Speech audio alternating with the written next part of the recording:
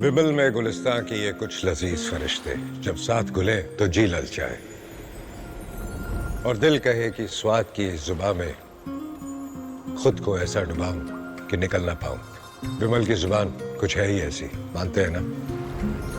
विमल, बोलो जुबां केसरी।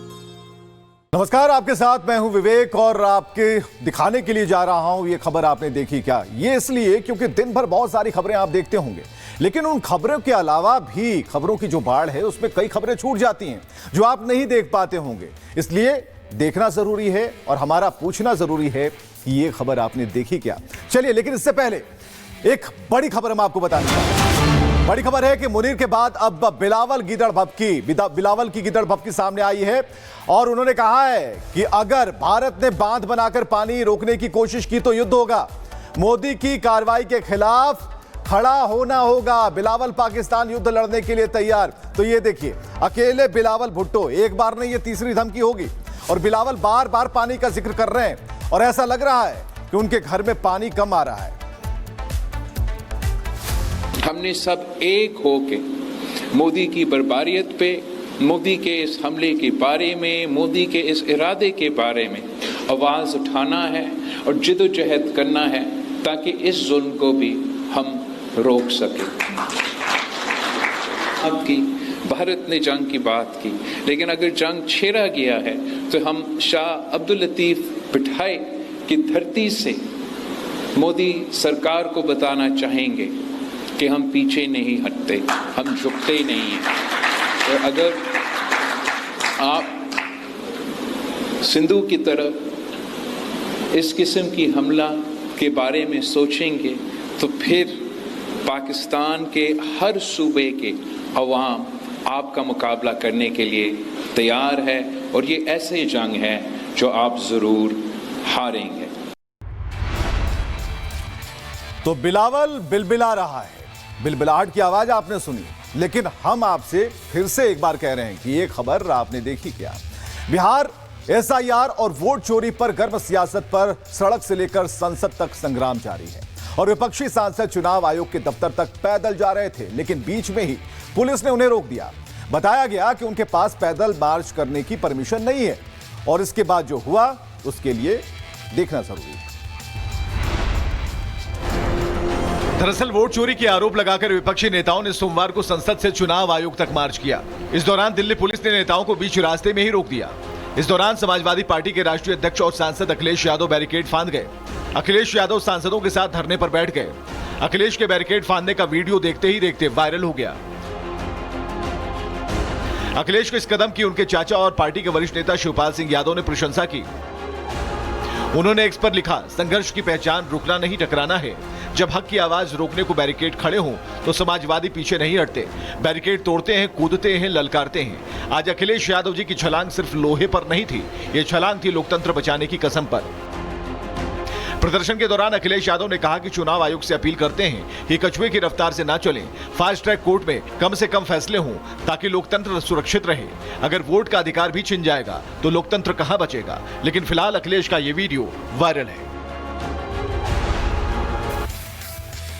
तो अखिलेश वायरल हो गए और शायद ये खबर आपने नहीं देखी होगी, लेकिन मध्य प्रदेश के भोपाल में ऐसी तस्वीर सामने आई जिसे देखकर आप फल सब्जियां खरीदने से पहले 100 बार सोचेंगे। भोपाल में एक फल व्यापारी की घिनौनी करतूत सामने आई है, देखिएगा। लव जिहाद, ड्रग्स जिहाद, लैंड जिहाद के बाद भोपाल में थूक जिहाद की साजिश। थूक जिहाद का मामला सामने आने के बाद हिंदू संगठनों का फूट गया गुस्सा। भोपाल के मिसरोद इलाके की घटना है जहां से फलों पर थूकने वाला वीडियो सामने आया। वीडियो में एक आदमी हाथ में पानी की बोतल लिए बैठा दिख रहा है। धीरे से वो उसमें थूक देता है और उसी बोतल को एक दूसरा आदमी लेकर फलों पर छिड़काव करने लगता है। वीडियो सामने आया तो हिंदू संगठनों ने थाने में कार्रवाई की मांग कर दी। थाना प्रभारी मिसरोद ने आश्वासन दिया है और नगर निगम भोपाल से भी विचार विमर्श कर उन्होंने आज उन्हें हटाने का कहा है। यदि प्रशासन नहीं हटाता है तो हम स्वयं उन्हें हटा देंगे। हिंदू संगठनों के विरोध प्रदर्शन के बाद पुलिस ने आरोपी दुकानदार को हिरासत में ले लिया। पुलिस ने जांच के बाद सख्त कार्रवाई का भरोसा दिया है। चलिए आगे बढ़ते खबरों में। चाचा विधायक हैं हमारे, कुछ इस तरह के डायलॉग अक्सर आपने फिल्मों या फिर रील्स में देखे होंगे, सुने होंगे, लेकिन मध्य प्रदेश से वायरल हो रहे एक वीडियो में यही सीन रियल में देखने को मिल रहा है। देखिएगा। देवास के भरोसा टोल टैक्स पर भारतीय जनता पार्टी के हॉट पिपलिया के विधायक मनोज चौधरी के भतीजे की खुलेआम गुंडागर्दी।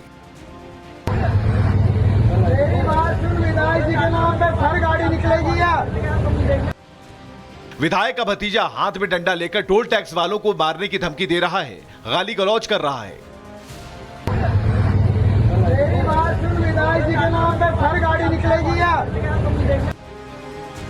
टोल कर्मचारी ने कार का टोल मांगा, जिस पर शख्स ने खुद को विधायक का भतीजा बताया। उसने टोल देने से इनकार किया। टोल कर्मचारियों ने पैसे क्या मांग लिए, विधायक का भतीजा भड़क गया, गाड़ी में से डंडा निकाल लिया, गाली गलौज करने लगा, धमकाने लगा कि विधायक के नाम से सारी गाड़ियां निकलेंगी।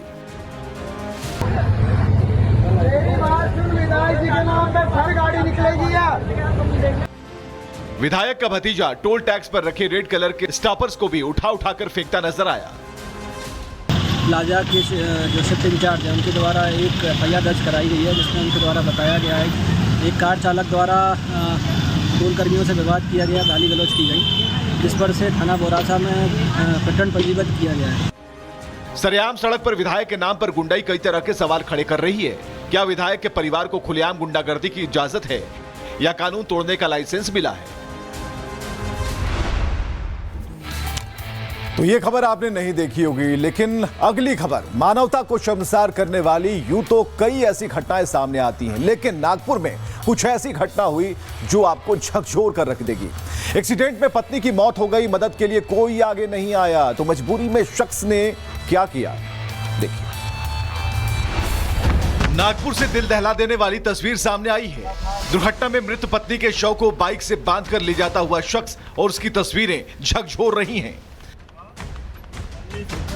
चारों ओर मदद मांगने पर भी कोई मदद नहीं मिली तो हताश पति ने शव को बाइक पर ही ले जाने का फैसला किया। नागपुर जबलपुर राष्ट्रीय राजमार्ग पर एक शर्मनाक घटना घटी। मृतक महिला का नाम ग्यारसी अमित यादव है, जबकि पति का नाम अमित यादव है। दोपहर करीब 12 बजे देवलापार थाना क्षेत्र के मोरफटा इलाके में एक तेज रफ्तार ट्रक की चपेट में आने से पत्नी की मौत हो गई थी। हादसे के बाद कोई भी गाड़ी रुकने को तैयार नहीं थी। इंसानियत के नाम पर भी कोई मदद के लिए नहीं आया। थक हार कर आखिरकार अमित ने अपनी पत्नी के शव को दोपहिया वाहन से बांधा और उसे मध्य प्रदेश स्थित अपने घर ले जाने का फैसला किया। पीड़ित मध्य प्रदेश के सिवनी के रहने वाले हैं। शुरुआत में तो जब उन्होंने मदद की गुहार लगाई तो कोई गाड़ी नहीं रुकी, लेकिन शव ले जाते समय कई लोगों ने उन्हें रोकने की कोशिश की। ये गाड़ी वाले को बार बार रुकने को कहा जा रहा है, लेकिन ये फिर भी रुक नहीं रहा है। पुलिस ने ये वीडियो बनाया जिसमें बाइक पर सवार शख्स को पहले रोकने को कहा गया, लेकिन अमित नहीं रुके। कुछ दूर और आगे जाने पर पुलिस ने उन्हें रोक दिया और मृतक महिला के शव को कब्जे में लेकर पोस्टमार्टम के लिए नागपुर के मेयो अस्पताल भेज दिया गया।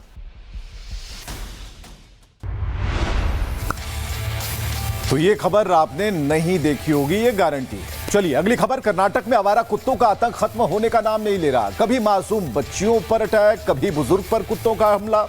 एक और घटना सामने आ गई है, देखिए। इसी बीच बेंगलुरु के राममूर्ति नगर से दिल दहलाने वाली तस्वीर सामने आ गई। एनआरआई कॉलोनी में आवारा कुत्ते ने एक लड़के पर जानलेवा हमला करने की कोशिश की। हमले की घटना सीसीटीवी में कैद हो गई। बताया जा रहा है कि सड़क पर खेल रहे एक लड़के ने एक आवारा कुत्ते पर पत्थर फेंका। इसके बाद कुत्ते ने भी हमला करने की कोशिश की। कुत्ते के अटैक के बीच बच्चे ने शोर मचा दिया। इसके बाद कुत्ता भाग गया। गनीमत रही कि लड़के को कोई चोट नहीं आई। आवारा कुत्ते और लड़के के बीच की घटना सीसीटीवी में कैद हो गई। तो सिर्फ कर्नाटक की बात नहीं है, उत्तर प्रदेश की भी बात है। यहां भी आवारा कुत्तों के आतंक देखने को मिल रहे हैं। अभी यहां भी कुत्ते का जो शिकार हैं वो मासूम ही बने। कुत्ते के हमले के बाद आनन फानन में जो परिवार वाले थे मासूम को लेकर अस्पताल पहुंच गए।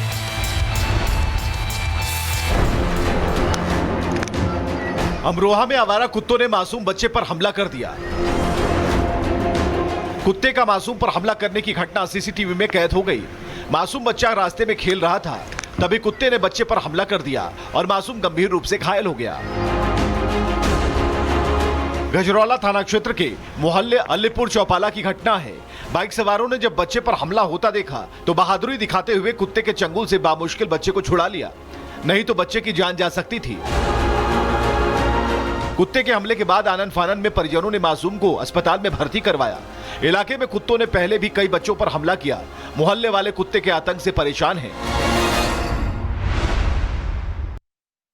तो देश भर में आवारा कुत्तों का आतंक देखने को मिल रहा है। लोग डरे हुए हैं, सहमे हुए हैं और इसी कड़ी में सुप्रीम कोर्ट का भी एक फैसला सामने आ गया और दिल्ली एनसीआर में आवारा कुत्तों को लेकर एक बड़ा कदम उठाया गया है। क्या कहा गया है कोर्ट की तरफ से, यह भी देखिए। दिल्ली एनसीआर में आवारा कुत्तों के आतंक के मामले में सुप्रीम कोर्ट ने बड़ा दखल दिया है। सुप्रीम कोर्ट ने दिल्ली से लेकर नोएडा, गाजियाबाद समेत पूरे एनसीआर में कुत्तों को दबोचने और उन्हें अलग सुरक्षित जगहों पर रखने का आदेश दिया है। दिल्ली में एमसीडी और एनडीएमसी को आवारा कुत्तों को तुरंत उठाने का निर्देश दिया है। सुप्रीम कोर्ट ने कहा कि सभी आवारा कुत्तों को तुरंत उठाना शुरू करें और उन्हें दूसरे इलाकों में भेजें।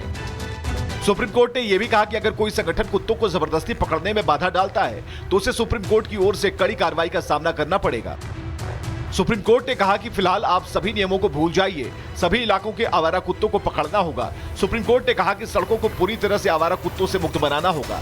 साथ ही कुत्तों से प्यार करने वालों या किसी अन्य पक्ष के आवेदन स्वीकार नहीं किए जाएंगे।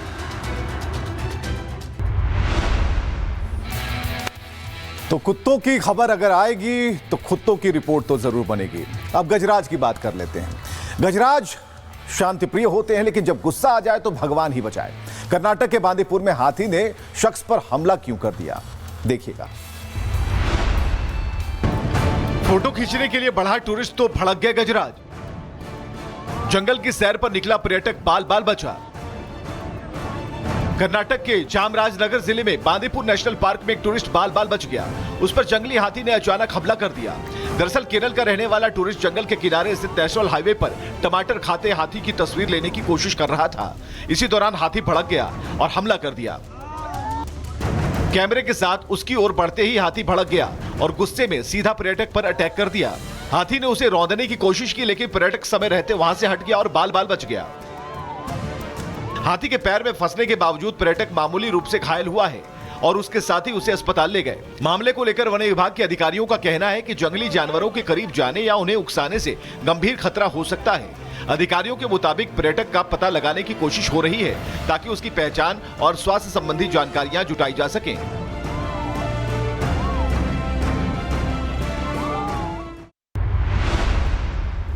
उत्तर प्रदेश के शाहजहांपुर में अस्पताल के अंदर मरीजों के बीच किसी बात पर मारपीट शुरू हो गई और देखते ही देखते लात घूंसों की बरसात की जाने लगी। ये रिपोर्ट भी देखना जरूरी है।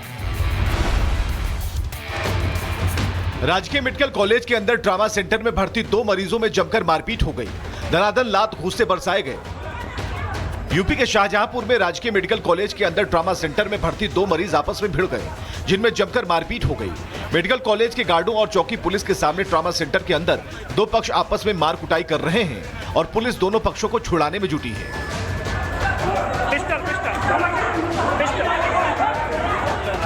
निगोही क्षेत्र में मामूली बात को लेकर 2 पक्षों में मारपीट हुई थी, जिसमें दोनों पक्ष के लोग घायल हो गए थे, जिन्हें पुलिस ने मेडिकल कॉलेज के ट्रॉमा सेंटर में भर्ती कराया था। जिसके बाद मेडिकल कॉलेज में भर्ती दोनों पक्षों के बीच आपस में फिर से मारपीट हो गई।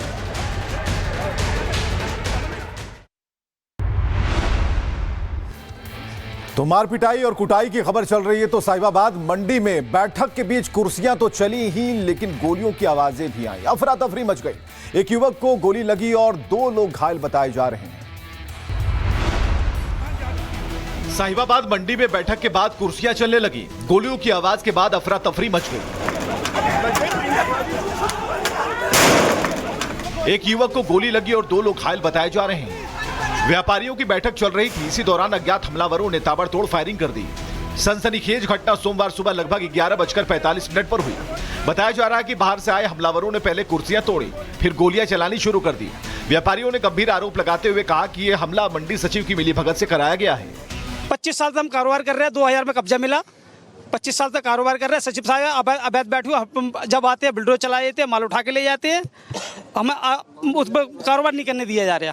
और तय हो रहा था कि भाई हम डीएम को, सिटी मजिस्ट्रेट को इससे संबंधित ज्ञापन दें। इसी बीच में वो खड़ा हुआ और उसने कुर्सी उठा के फेंकनी शुरू कर दी। व्यापारी भी सब खड़े हो गए। अचानक ये क्या हुआ, बस उसने भाग के सब पे सीधा फायरिंग करनी शुरू कर दी। विवाद की जड़ 3 शेड प्लेटफॉर्मों का आवंटन बताया जा रहा है, जिसे मंडी सचिव ने कथित तौर पर किसी अन्य व्यक्ति को दे दिया था। इसी बात पर नाराज होकर हमलावरों ने एक दिन पहले भी व्यापारियों को धमकी दी थी। इस वारदात ने मंडी परिसर की सुरक्षा व्यवस्था पर सवाल खड़े कर दिए हैं। गोली मार दी इसके, गोली मार दी। व्यापारियों ने प्रशासन को 24 घंटे का अल्टीमेटम दिया है। अपराधियों की गिरफ्तारी और मंडी सचिव के ट्रांसफर की मांग पर व्यापारी डटे हैं। चलिए अब जरा खबर हटके अपने बच्चे को डे केयर के भरोसे छोड़ते हैं अगर आप, तो ये खबर आप ही के लिए है। नोएडा में एक डे केयर सेंटर में 15 महीने की बच्ची के साथ मारपीट की रोंगटे खड़ी कर देने वाली तस्वीर सामने आई है। अब एक्शन भी हो गया है। नोएडा के सेक्टर 137 में पारस जियरा सोसाइटी का मामला है, जहां के डे केयर में 15 महीने की मासूम को मेड ने थप्पड़ मारा, जमीन पर पटका, दांत से काटा, प्लास्टिक की बेल्ट से पीटा। घटना कुछ दिन पहले की बताई जा रही है। वापस लौटने पर बच्ची के लगातार रोने पर जब मां ने शरीर देखा तो जख्म के निशान दिखे। डॉक्टर को दिखाने पर दांत से काटे जाने की बात सामने आई। डे केयर सेंटर का सीसीटीवी फुटेज चेक किया गया तो मेड की बर्बरता का खुलासा हुआ। बच्ची की मां की शिकायत पर पहले तो सेंटर ने टालमटोल की कोशिश की, लेकिन मामले में सख्ती दिखाई गई और सेक्टर 142 के थाने के पुलिस ने FIR दर्ज कर आरोपी मेड को गिरफ्तार किया। जो मेड थी जिसके द्वारा ये घटना की गई थी, उसको तत्काल ही पुलिस अभिरक्षा में लिया गया। तो अब जो मेड है वो भी माइनर है। इस संदर्भ में बाल कल्याण अधिकारी और बेसिक शिक्षा अधिकारी को भी पत्राचार किया गया ताकि अपने स्तर से आवश्यक कार्रवाई सुनिश्चित करें। घटना के बाद से लोग गुस्से में हैं, डे केयर पर सवाल खड़े कर रहे हैं। पुलिस ने चाइल्ड वेलफेयर को पत्र लिखा है। अब डे केयर सेंटर की मान्यता समेत अन्य डॉक्यूमेंट्स की जांच होगी।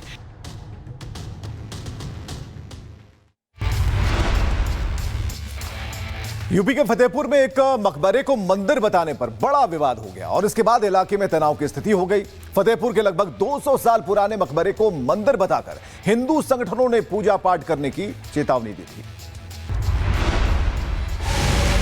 जिसके बाद भारी संख्या में हिंदूवादी लोग पहुंचे और मकबरे पर हंगामा किया।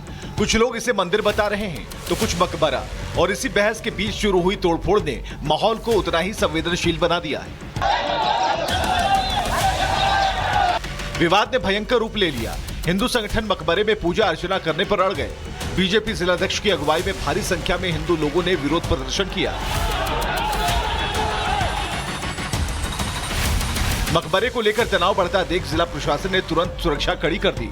बैरिकेडिंग के जरिए किसी को भी मकबरे तक जाने की अनुमति नहीं दी गई।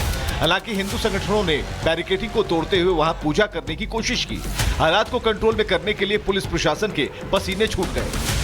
फिलहाल पुलिस प्रशासन स्थिति को नियंत्रण करने में लगा है। दोनों पक्षों को समझाया जा रहा है और इसके बाद इलाके में हालात ना बिगड़े, इसलिए प्रशासन के लिए शांति बनाए रखना सबसे बड़ी जिम्मेदारी है।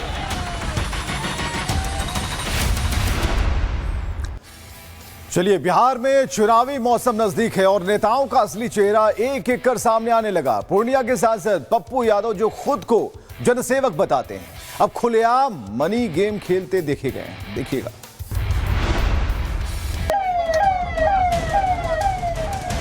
बिहार के पूर्णिया से निर्दलीय सांसद पप्पू यादव नोट बांट रहे हैं और गाड़ी की खिड़की के उस तरफ हाथ जोड़े खड़े हैं बाढ़ पीड़ित।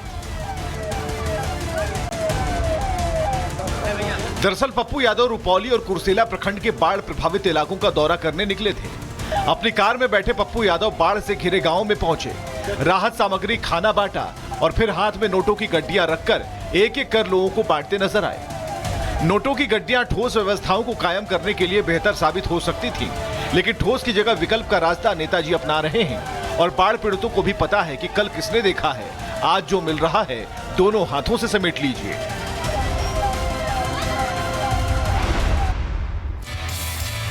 तो नोट बांटे जा रहे हैं, पप्पू यादव इसमें माहिर हैं। यूपी के कई जिले बाढ़ की चपेट में हैं, नदियां उफान पर हैं और इसी बीच सहारनपुर में शिवालिक पहाड़ियों से अचानक पानी आने से सड़कें बंद हो गई। जान जोखिम में डालकर बच्चों ने आखिरकार सड़क पार कर ही ली।